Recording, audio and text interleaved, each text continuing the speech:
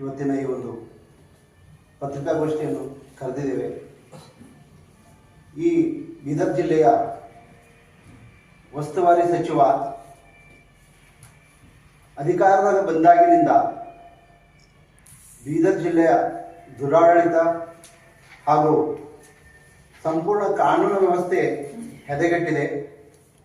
ಈ ಕಾರಣಕ್ಕೆ ನಾವು ಬಹುಜನ ಸಮಾಜ ಪಕ್ಷ ಬೀದರ್ ಜಿಲ್ಲಾ ಘಟಕದ ವತಿಯಿಂದ ಇವತ್ತು ತೀವ್ರವಾಗಿ ಖಂಡಿಸುತ್ತೇವೆ.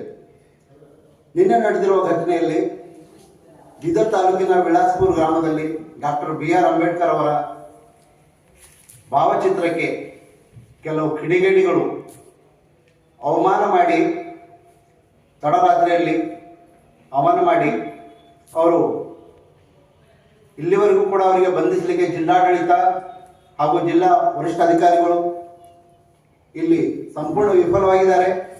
ಹಾಗೂ ಇದೇ ರೀತಿಯಾಗಿ ಬೀದರ್ ಜಿಲ್ಲೆಯ ಭಾಲ್ಕಿ ತಾಲೂಕಿನಲ್ಲಿ ಈ ಹಿಂದೆಯೂ ಕೂಡ ಬಹಳಷ್ಟು ಘಟನೆಗಳು ಆಗಿದ್ದಾವೆ. ಅದರಲ್ಲಿ ಭಾಲ್ಕಿ ತಾಲೂಕಿನ ಮಳತಾಪುರ ಗ್ರಾಮದಲ್ಲಿ ದಿನಾಂಕ 9/2/2024ರಂದು ಸರ್ಕಾರದ ವತಿಯಿಂದ ನಡೆಯುತ್ತಿರುವ ಸಂವಿಧಾನ ಜಾಗೃತಿ ಜಾಥಾ ಕೆಲವು ಕಿಡಿಗೇಡಿಗಳು ಅಡ್ಡಿಯನ್ನುಂಟು ಮಾಡಿದ್ದಾರೆ ಸಂವಿಧಾನ ಜಾಗೃತಿಗೆ. ಅಲ್ಲೂ ಕೂಡ ಅಪರಾಧಿಗಳು ಇಲ್ಲಿವರೆಗೆ ಬಂಧಿಸಿಲ್ಲ. ಹಾಗೂ ಜಿಲ್ಲಾ ಉಸ್ತುವಾರಿ ಸಚಿವರ ತವರು ಭಾಲ್ಕಿ ಕ್ಷೇತ್ರದಲ್ಲಿ ಅದೇ ರೀತಿಯಾಗಿ ಇನ್ನೊಂದು ಘಟನೆ ನಡೆದಿರುತ್ತದೆ. ಭಾಲ್ಕಿ ತಾಲೂಕಿನ ಚಳಕಾಪುರ ಗ್ರಾಮದಲ್ಲಿ ದಿನಾಂಕ 3/11/2024ರಂದು ಗ್ರಾಮದ ಸವರ್ಣಿಯರಿಂದ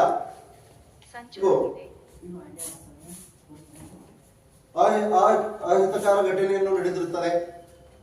ಅಲ್ಲಿಯೂ ಕೂಡ ಸವರ್ಣಿಯರಿಂದ ದಲಿತರ ಮೇಲೆ ಹಲ್ಲೆ ಒಳಗಾದಾಗ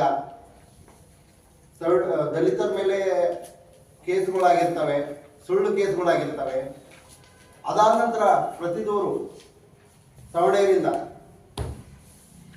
ಅವ್ರ ಮೇಲೂ ಕೂಡ ಕೇಸ್ಗಳು ದಾಖಲಾಗಿರ್ತವೆ. ಅಂತ ಸಂದರ್ಭದಲ್ಲಿ ಇಲ್ಲಿಂದ ಈ ಜಿಲ್ಲಾ ಉಸ್ತುವಾರಿ ಸಚಿವರಾಗಲಿ, ಇಲ್ಲಿರುವ MP ಅವರು ಹಾಗೂ ಸಂಬಂಧಪಟ್ಟ ಅಧಿಕಾರಿಗಳು ಕೂಡ ಯಾವುದೇ ರೀತಿಯಿಂದ ಅಲ್ಲಿ ಹೋಗಿ ಸ್ಪಂದಿಸೋದು ಮತ್ತೆ ಅದು ಕ್ರಮ ಕೈಗೊಳ್ಳುವಂತ ಆಗಿರಲ್ಲ. ಸುಮ್ಮನೆ ಕಾಟಾಚಾರಕ್ಕೆ ಹೋಗಿ ಅಲ್ಲಿ ಸಭೆಯನ್ನು ನಡೆಸ್ತಾರೆ, ಶಾಂತಿ ಸಭೆಯನ್ನು ಮಾಡ್ತಾರೆ.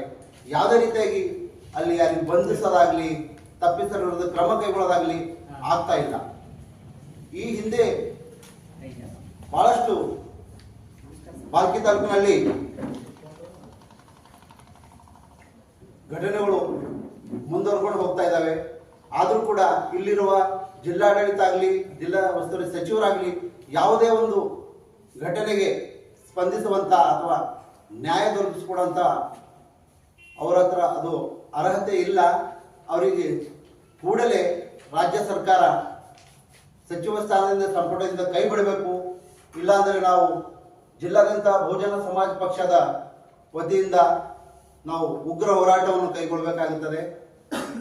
ಏಕೆಂದರೆ ದಿನೇ ದಿನೇ ಡಾಕ್ಟರ್ ಬಾಬಾ ಸಾಹೇಬ್ ಅಂಬೇಡ್ಕರ್ ಅವರು ಹಾಗೂ ಹಿಂದುಳಿದ ವರ್ಗ ಹಾಗೂ ಅಲ್ಪಸಂಖ್ಯಾತರು, SST ಎಲ್ಲ ಸಮುದಾಯಗಳ ಮೇಲೆ ನಿರಂತರ ದೌರ್ಜನ್ಯ, ದಬ್ಬಳಿಕೆ, ಕೋಮುವಾದಿ ಇವೆಲ್ಲವೂ ಕೂಡ ಘಟನೆಗಳು ಪ್ರತಿದಿನ ನಡೀತಾನೆ ಇದ್ದಾವೆ.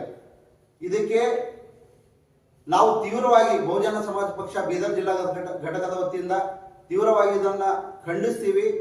ಮುಂದಿನ ದಿನಗಳಲ್ಲಿ ಏನಾದರೂ ಇಂಥ ಯಾವುದೇ ಒಂದು ಘಟನೆಗೆ ಒಳಗಾಗಿದ್ರ ಈ ಜಿಲ್ಲಾಡಳಿತದ ವಿರುದ್ಧ ಹಾಗೂ ಜಿಲ್ಲಾ ಉಸ್ತುವಾರಿ ಸಚಿವರ ವಿರುದ್ಧ ನಾವು ಉಗ್ರವಾದ ಹೋರಾಟವನ್ನು ನಿರಂತರವಾಗಿ ಅವರು ಸಚಿವ ಸ್ಥಾನದಿಂದ ಕೈ ಬಿಡುವವರೆಗೆ ನಾವು ಹಮ್ಮಿಕೊಳ್ಳುತ್ತೇವೆ ಅಂತ ಹೇಳಿ ಇಲ್ಲಿ ಎಲ್ಲ ಮಾಧ್ಯಮದ ಮಿತ್ರ ಬಂದವರಿಗೂ ಕೂಡ ನಾವು ಇಲ್ಲಿ ಹೇಳಿಕ್ ಬಯಸ್ತೀವಿ. ಯಾಕಂದ್ರೆ ಈ ಪ್ರಜಾಪ್ರಭುತ್ವ ವ್ಯವಸ್ಥೆಯಲ್ಲಿ ನಮ್ಮ ಬೀದರ್ ಜಿಲ್ಲೆಯಲ್ಲಿ ಪ್ರಜಾಪ್ರಭುತ್ವದ ಕಗ್ಗೊಲೆ ಆಗುತ್ತಿದೆ. ಹೀಗಿರುವಾಗ ಇಲ್ಲಿರುವ ಉಸ್ತುವಾರಿ ಸಚಿವ ಯಾವುದೇ ಕಾರಣಕ್ಕೂ ಈ ಆಡಳಿತ ವ್ಯವಸ್ಥೆ ಅವರ ಕೈಗೊಂಬೆಯಾಗಿ ಕೆಲಸ ಮಾಡ್ತಾ ಇದೆ, ಸರಿಯಾದ ರೀತಿಯಲ್ಲಿ ಕಾರ್ಯನಿರ್ವಹಿಸ್ತಾ ಇಲ್ಲ. ಇದನ್ನು ನಾವು ಬಹುಜನ ಸಮಾಜ ಪಕ್ಷದ ನಮ್ಮ ರಾಜ್ಯ ನಾಯಕರುಗಳು ಹಾಗೂ ನಮ್ಮ ಜಿಲ್ಲಾ ಪ್ರಧಾನ ಕಾರ್ಯದರ್ಶಿಗಳು ಹಾಗೂ ನಮ್ಮ ತಾಲೂಕು ಅಧ್ಯಕ್ಷರುಗಳು ಎಲ್ಲರೂ ಕೂಡ ತೀವ್ರವಾಗಿ ಖಂಡಿಸುತ್ತೇವೆ.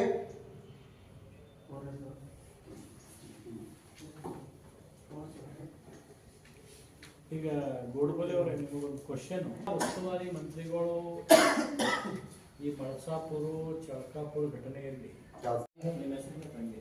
ನನ್ನ ಹೆಸರು ಶಕ್ತಿಕಾಂತ್ ಮಾವಿದೊಡ್ಡಿ ಅಂತ, ಬಹುಜನ ಸಮಾಜ ಪಾರ್ಟಿ ಜಿಲ್ಲಾ ಪ್ರಧಾನ ಕಾರ್ಯದರ್ಶಿ. ಇಲ್ಲಿಯವರೆಗೆ ನಮ್ಮ ಜಿಲ್ಲಾಧ್ಯಕ್ಷರು ಹಾಗೂ ರಾಜ್ಯ ಕಾರ್ಯದರ್ಶಿಗಳು ಹೇಳಿದ ಹಾಗೆ ಈ ಎಲ್ಲಾ ಘಟನೆಗೆ ನೇರ ಹೊಣೆ ಯಾರಾದ್ರೂ ಇದಾರಂದ್ರ ಇಲ್ಲಿನ ಜಿಲ್ಲಾ ಉಸ್ತುವಾರಿ ಮಂತ್ರಿ ಈಶ್ವರ್ ಖಂಡ್ರೆ ಅವರೇ ಕಾರಣ ಆಗಿರ್ತಾರ. ಸ್ಪಷ್ಟವಾಗಿ ಕಾಣ್ತಾ ಇದೆ ನಮಗ. ಇಲ್ಲಿವರೆಗೂ 1.5 ವರ್ಷಗಳಾಗಿದೆ. 1.5 ವರ್ಷಗಳಲ್ಲಿ ಸುಮಾರು 8 ರಿಂದ 10 ಪ್ರಕರಣಗಳು ಅದು SC/ST OBCಗಳ ಮೇಲಾಗಿರುತ್ತದೆ. ಇದನ್ನು ಪರಿಗಣಿಸದೆ ಅವ್ರು ಯಾಕೆ ಈ ತರ ಮಾಡ್ತಾ ಇದಾರೆ ಅಂತ ನಮಗ್ ಗೊತ್ತಾಗ್ತಾ ಇಲ್ಲ. ಬರೀ SC/STಗಳ ಮತಗಳನ್ನು ತಗೊಂಡು ಭಾಲ್ಕಿ ತಾಲೂಕಿನಲ್ಲಿ ನೀವು ನೋಡ್ರಿ, ಯಾವಾಗ ಅವ್ರು ಎಲೆಕ್ಷನ್ ನಿಂತು ಗೆದ್ದಿದಾರ. ಎಲ್ಲಾ ದಲಿತರ ಓಟ್ಗಳಿಂದ, ಮುಸಲ್ಮಾನ್ ಓಟ್ಗಳಿಂದ ಅವ್ರು ಲೀಡಲ್ಲಿ ಬಂದು ಗೆದ್ದಿದಾರ. ಮತ್ತೆ ಕೂಡ ಪುನಃ ಈ ಜಿಲ್ಲಾದ ಉಸ್ತುವಾರಿ ಮಂತ್ರಿಗಳು ಈ ಪ್ರಕರಣಗಳಿಗೆ ನೇರ ಹೊಣೆಯಾಗಿರ್ತಾರ. ಇಡೀ ಜಿಲ್ಲಾಡಳಿತವನ್ನ ಅವ್ರ ಹತೋಟಿಯಲ್ಲಿ ಇಟ್ಕೊಂಡು ಜಿಲ್ಲಾ ಅಡ್ಮಿನಿಸ್ಟ್ರೇಟಿವ್ ಅನ್ನ ಅವ್ರ ಕೈಗೊಂಬೆ ಕೆಲಸ ಮಾಡ್ತಾ ಇದೆ ಜಿಲ್ಲಾಡಳಿತ. ನಾವು ಈ ವೇದಿಕೆ ಮುಖಾಂತರ ತಮ್ಮ ಸಹೋದರ ಪತ್ರಿಕಾ ಮುಖಾಂತರ ನಾವು ಸಿದ್ದರಾಮಯ್ಯ ಮುಖ್ಯಮಂತ್ರಿಗಳಿಗೆ ಮನವಿ ಮಾಡ್ಕೊಂಡ ನಂತರ ಇಂಥವು ಬೇಜವಾಬ್ದಾರಿ ಮಿನಿಸ್ಟರ್ ಅನ್ನ ತಾವು ತಪ್ಪಿಸ್ತಾರ, ಕೈ ಬಿಡಬೇಕು. ಬೇಜವಾಬ್ದಾರಿಯಿಂದ ಇವ್ರು ಕೆಲಸ ಮಾಡ್ತಾ ಇದಾರ. ಹಾಗಾಗಿ ನಿಮ್ ಮಂತ್ರಿ ಮಂಡಲದಿಂದ ಕೈ ಬಿಡಬೇಕು. ಇವರು ರಾಜೀನಾಮೆ ತಗೊಂಡು ಒಳ್ಳೆಯವರು ಇರ್ತಕ್ಕಂಥ ಮಂತ್ರಿಯನ್ನ ಕೊಟ್ಟಿ ಪ್ರಜಾಪ್ರಭುತ್ವದ ಕಗ್ಗೊಲೆ ಮಾಡ್ತಾ ಇದ್ದಾರೆ ಈಶ್ವರ್ ಖಂಡ್ರೆ ಅವರು ನಮ್ಮ ಜಿಲ್ಲೆಯಲ್ಲಿ. ಹಾಗಾಗಿ ಪ್ರಜಾಪ್ರಭುತ್ವ ಉಳಿಸ್ಲಕ್ಕ ತಮ್ಮ ಗಮನಕ್ಕೆ ನಾವು ಮುಖ್ಯಮಂತ್ರಿ ಗಮನಕ್ಕೆ ತರ್ತಾ ಇದ್ದೀವಿ. ಬೀದರ್ ಜಿಲ್ಲೆಯಲ್ಲಿ ಪೂರ್ತಿಯಾಗಿ ಪ್ರಜಾಪ್ರಭುತ್ವದ ಕಗ್ಗೊಲೆಯನ್ನ ಸಚಿವ ಈಶ್ವರ್ ಖಂಡ್ರೆ ಅವರು ಮಾಡ್ತಾ ಇದ್ದಾರೆ. ಜಿಲ್ಲಾಡಳಿತ ಅವ್ರ ಕೈದಲ್ಲಿ ಇಟ್ಕೊಂಡು ಕೈಗೊಂಬೆಯಾಗಿ ಕೆಲಸವಂತ ಮಾಡ್ತಕ್ಕಂಥ ಕೆಲಸವನ್ನ ಜಿಲ್ಲಾಡಳಿತ ನೇರ ಕೆಲಸ ಮಾಡ್ತಾರೆ. ಇಂಥ ದಿನೇ ಪ್ರಕರಣಗಳು ಆಗಲ್ಲ ಅಂತ ನನಗನ್ನಿಸ್ತದೆ. ಹಾಗಾಗಿ ಮಾಧ್ಯಮ ಮುಖಾಂತರ ನಾನು ಇನ್ನೊಂದು ಕೇಳ್ಕೊಳ್ಳೋದೇನೆಂದರೆ, ಬಹುಜನ್ ಸಮಾಜ್ ಪಕ್ಷದವ್ರು ಯಾವಾಗೂ ಪತ್ರಿಕಾಗೋಷ್ಠಿ ಮಾಡಿದಾಗ ಸಚಿವ ಈಶ್ವರ್ ಖಂಡ್ರೆ ಅವರಿಗೆ ನೇರ ಮಾತಾಡಿದ್ ಕಟ್ ಮಾಡ್ತಾ ಇದ್ದೀರಿ. ದಯಮಾಡಿ ನಿಮ್ಮಲ್ಲಿ ನನ್ನ ಕಳಕಳಿ ವಿನಂತಿ ಅದ. ನಾವು ಏನೇನ್ ಮಾತಾಡಿದೆವು, ನಮ್ಮ ರಾಜ್ಯ ನಾಯಕರು ಏನೇನ್ ಮಾತಾಡಿದಾರ ತಾವು ಸ್ಪಷ್ಟತೆಯನ್ನ ಹಾಕಬೇಕು. ಈ ಜಿಲ್ಲೆಯ ಜನತೆಗೆ ಯಾರ್ಯಾರು ಏನೇನ್ ಮಾಡ್ಲತ್ತಾರ ಅಂತ ಹೇಳಿ ಗೊತ್ತಾಗ್ಬೇಕಂತ ತಮ್ಮ ಮುಖಾಂತರ ನಾನು ಕೇಳ್ಕೊಳ್ತೇನೆ. ಮತ್ತು ದೌರ್ಜನ್ಯ ಹೆಚ್ಚುತ್ತದೆ. ಬಹುಜನ ಸಮಾಜ ಪಾರ್ಟಿ ಧ್ರುವ ಖಂಡಿಸಲು ವ್ಯಕ್ತಪಡಿಸುವ ಬಗ್ಗೆ ತಾವುಗಳು ಇಲ್ಲಿ ಯಾವುದೇ ಘಟನೆ ನಡೀಲಿ ಇಲ್ಲಿನ ಉಸ್ತುವಾರಿಗಳು ಅವ್ರ ಆಗಿ ನಡೆದು ಬಹಳಷ್ಟು ಸಮಸ್ಯೆಗಳು ಆಗಿವೆ, ಬಹಳಷ್ಟು ದೌರ್ಜನ್ಯ ಆಗಿದೆ. ರೈತರು ಹೊಲಗಳು ಕಸ್ಕೊಳ್ತಾ ಇದ್ದಾರೆ. ಇಲ್ಲಿನ DF ಅವರು ಕೈಗೊಂಬೆಯಾಗಿ ಯಾರ್ಯಾರು ರಾಜಕಾರಣಿಗಳು ಜಮೀನು ಕಬ್ಜಾ ಮಾಡಿರೋ ಬಿಟ್ಟು ರೈತರ ತಂಕಿ ಜಮೀನು ಜಿಲ್ಲಾ ಉಸ್ತುವಾರಿಗಳಿಂದ ರಾಜೀನಾಮೆ ಪಡೆಯಬೇಕು. ಈ ಮುಂದೆ ಇದೇ ರೀತಿ ಆಗದಂತೆ ಎಚ್ಚರಿಸಬೇಕೆಂದು ಹೇಳಿ ನಾನು ಮಾತು ನಮಸ್ಕಾರ. ಮಾಧ್ಯಮದವರಿಗೆ ಹಾಗೂ ಪ್ರಿಂಟ್ ಮೀಡಿಯಾ ಹಾಗೂ ದಿನಪತ್ರಿಕೆದವರಿಗೆ ತಮ್ಮೆಲ್ಲರಿಗೂ ನಮಸ್ಕಾರ ಹೇಳ್ತಾ, ಇವತ್ತಿನ ದಿನಾಂಕ 14/12/2024 ಈ ಪತ್ರಿಕಾ ಹೆಸರು ಜ್ಞಾನೇಶ್ವರ್ ಸಿಂಗಾರೆ, ಬಹುಜನ್ ಸಮಾಜ ಪಕ್ಷದ ರಾಜ್ಯ ಕಾರ್ಯದರ್ಶಿಯಾಗಿ ನಾನು ಮಾತಾಡ್ತಾ ಇದ್ದೀನಿ. ತಮ್ಗೆಲ್ಲರಿಗೆ ಜಿಲ್ಲಾದ್ಯಂತ ಕೆಲವೊಂದು ವಿಷಯಗಳು ಗೊತ್ತಿದ್ದಾವೆ, ಕೆಲವೊಂದು ವಿಷಯ ಗೊತ್ತಿರ್ಲಿಕ್ಕಿಲ್ಲ.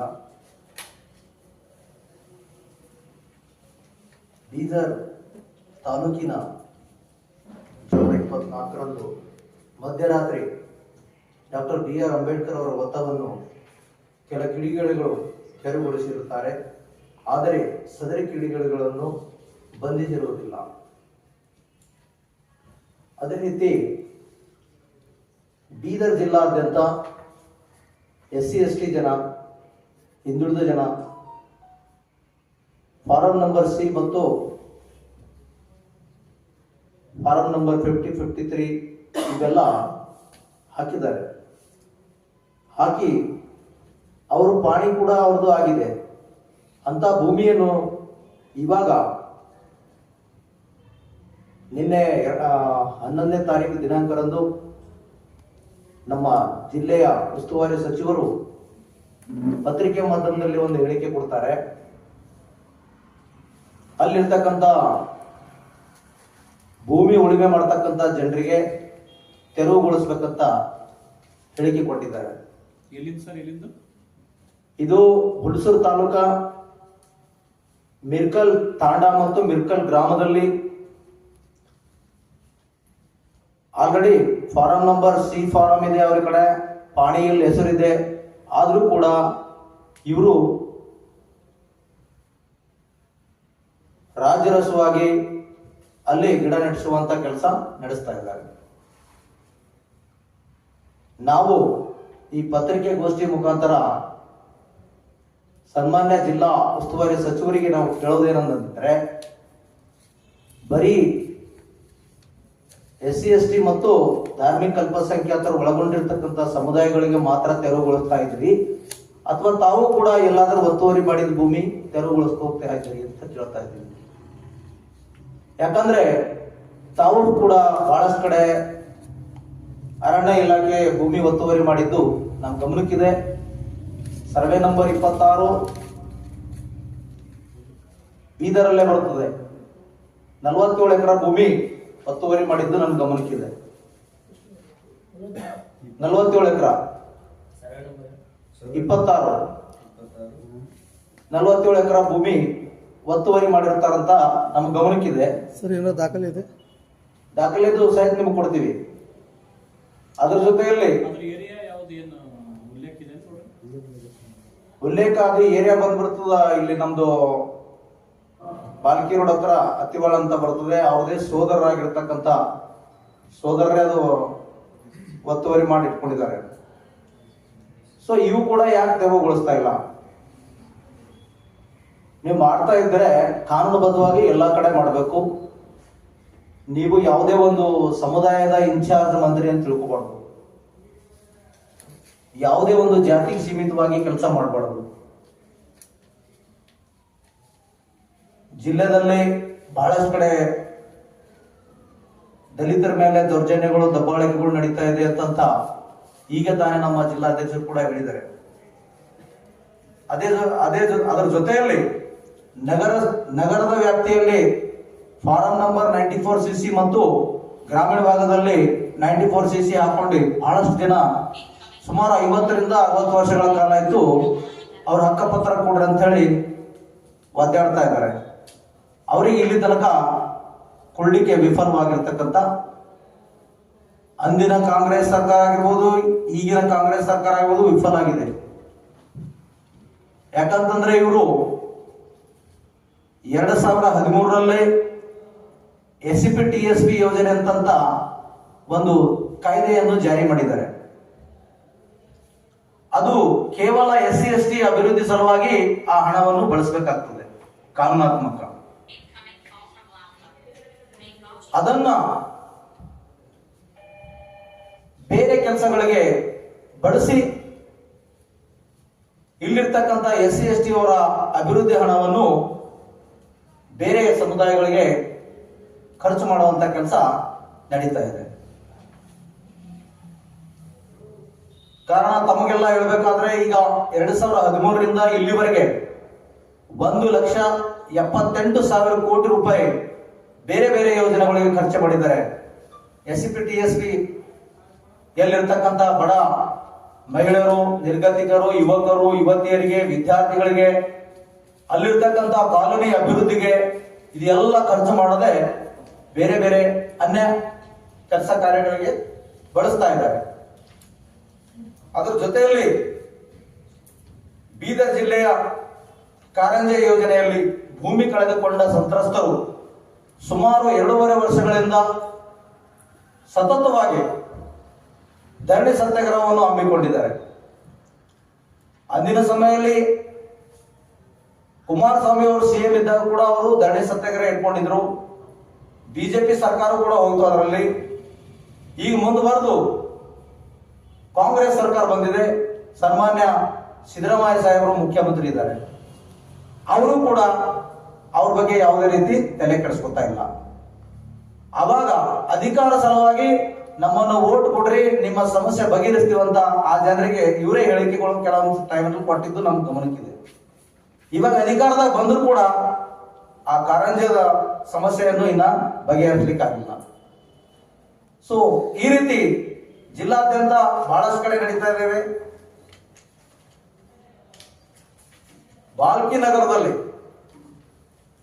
ವ್ಯಕ್ತಿಯೊಬ್ಬರು ದಿನಾಂಕ 3/11/2023 ಡಾಕ್ಟರ್ ಬಾಬಾ ಸಾಹೇಬ್ ಅಂಬೇಡ್ಕರ್ ಅವರ ಭಾವಚಿತ್ರವನ್ನು ಸಾಮಾಜಿಕ ಜಾಲತಾಣದಲ್ಲಿ ಅಳವಡಿಸಿ ಅವಹೇಳನಕಾರಿ ಶಬ್ದ ಉಪಯೋಗಿಸಿ ಡಾಕ್ಟರ್ ಬಾಬಾ ಸಾಹೇಬ್ ಅಂಬೇಡ್ಕರ್ ಅವರನ್ನು ಅವಮಾನ ಮಾಡಿದ್ದು, ಈ ವ್ಯಕ್ತಿ ವಿರುದ್ಧ ಪ್ರಕರಣ ದಾಖಲಾಗಿದ್ದರೂ ಸಹ ಅಪರಾಧಿಯನ್ನು ಬಂಧಿಸದೇ ಇರುವುದು.